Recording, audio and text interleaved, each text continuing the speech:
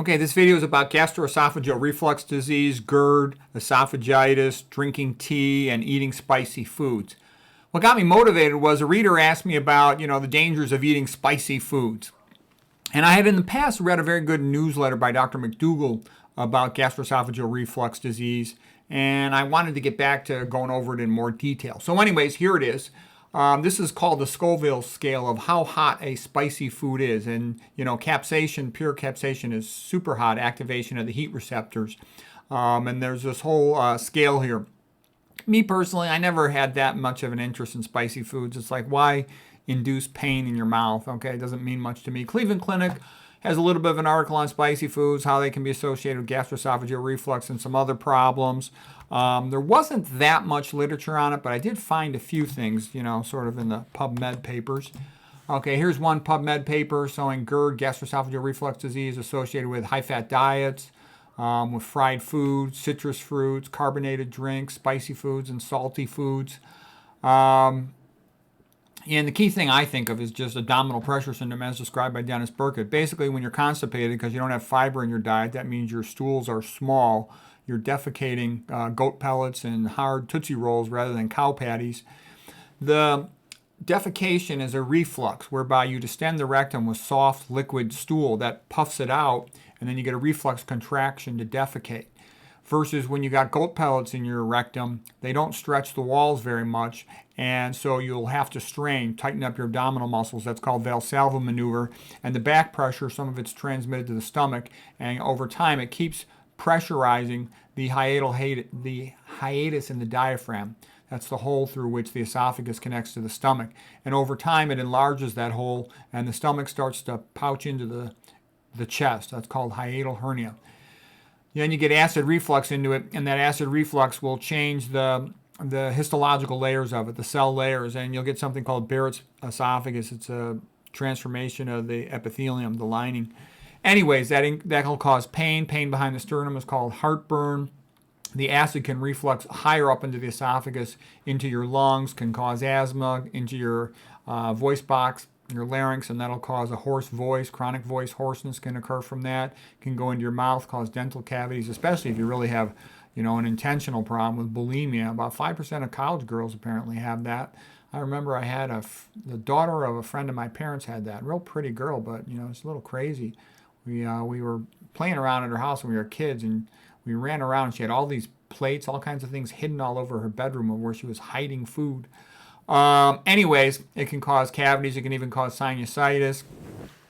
So what do? You just eat more high fiber food, which is low fat plant foods, and you'll poop out cow patties. You'll be better off there. Okay, so now we'll go into some more details. We'll get to Mcdougall's. Here's Mcdougall's newsletter. If you want to look up Mcdougall's newsletter, you go to the drmcdougall.com website and just type in GERD, where you can look for this newsletter. It was updated February 2024. It was originally a February 2002 newsletter. It's very good and it's very detailed. We're not going to go into that level of detail here with this presentation.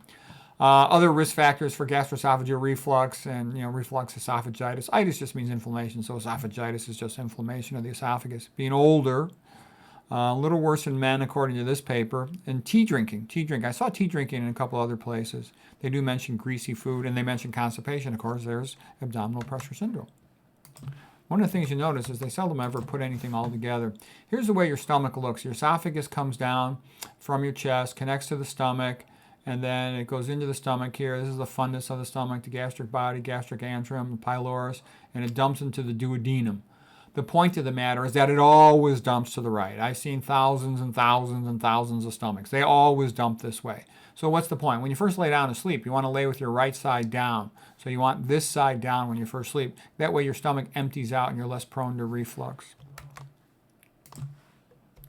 That also tends to be the best position for sleeping for most people. Okay, another paper. The fatter you are, the more likely you're going to have esophageal reflux. So fat BMI is directly proportional to erosive esophagitis. Okay, here's another paper. Consumption of hot beverages and foods. I don't like it when a food's too hot. If you're drinking really hot coffee or something, or the food's really hot, I want it to cool off. Okay, like if my rice is too hot, I'll put it in cold water. Okay, I'll pour some cold water on it. Reverse osmosis cold water. Okay, hot beverage and food consumption associated with increased risk of esophageal cancer eventually, if you do that all the time. Okay, now we'll go through some of the stuff from Dr. Mcdougall newsletter at his drmcdougall.com website. The name of his newsletter is also called My Stomach's on Fire and I Can't Put It Out. So like I said, when that acid goes upward, it can do a lot of damage. It can erode the esophagus, besides causing heartburn pain, can, if chronic for decades, can lead to esophageal cancer, can even cause sinusitis. We talked about the bulimia, ulcerations in the mouth, can affect the larynx, the voice box, cause laryngitis, and lead to a chronic hoarse voice. Can lead to a chronic cough. I see a lot of patients with chronic cough that can be associated with this. Bronchitis, asthma. About 75% of children with asthma have GERD. GERD is associated with, of course, abdominal pressure syndrome, APS, as described by Dennis Burkitt, associated with the hiatal hernia, like we talked about.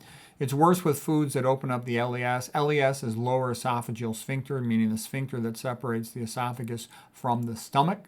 When it opens up abnormally, then acid is able to pass upward into the esophagus and potentially higher than that. I see tons and tons of patients with gastroesophageal reflux disease. It's super common. A typical American only eats about 5 or 10 grams a day of fiber. Burkitt said our ancestors were eating over 100 grams a day. Mcdougall says we should get at least 40 grams per day. I've heard other sources say try to get at least 50. Okay, but anyways, if you eat plant foods, you'll get that pretty easy. All plant foods have fiber because fiber is part of the cell wall of the individual cell, so it's always there in a plant food. Versus in an animal food, there's no fiber, zero. Okay, dairy is also a problem. Dairy can paralyze bowel peristalsis and cause increased constipation, leading to more abdominal pressure syndrome. It also thickens the mucus in your sinuses. Like if you're ever going to give a talk, you don't want to be drinking dairy before you're going to give the talk. It is a good idea to hydrate before you orate, but you can hydrate with water or you can hydrate with beet juice, chase it down with water. I like to do that. Okay, dairy, we talked about that. Increased lower esophageal sphincter, LES patency, and GERD. Things that'll do it, foods that'll cause it. High-fat diets, chocolate, uncooked onions, radishes, peppermint, mints, spicy foods, some of these other things. Coffee is a bad one. You want to quit coffee, including decaf. Cigarette smoking, alcohol, they're all bad, bad, bad. Some medications will do it. We're not going to get into all the meds, but some will do it. You can look them up. I recommend, if you're interested in this, go to Dr. Mcdougall's newsletter and look it up. You'll be surprised. It's excellent. It's the best thing I've ever seen written on this subject. Some medications that are used to treat GERD. What does Dr. Mcdougall recommend?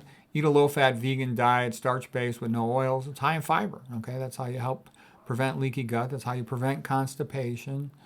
Avoid foods that cause GERD. Okay, we just talked about them up here. Quit your coffee. Avoid the meds that cause it. Eat smaller meals so you don't overfill your stomach, which makes it more prone to reflux upward. Optimize your body weight. That goes along with optimizing your health and comes from eating a low-fat vegan diet. You can initially elevate the head of your bed about 4 to 6 inches. You can put a little something underneath the head part of the bed. So anyways, I hope that was helpful to you.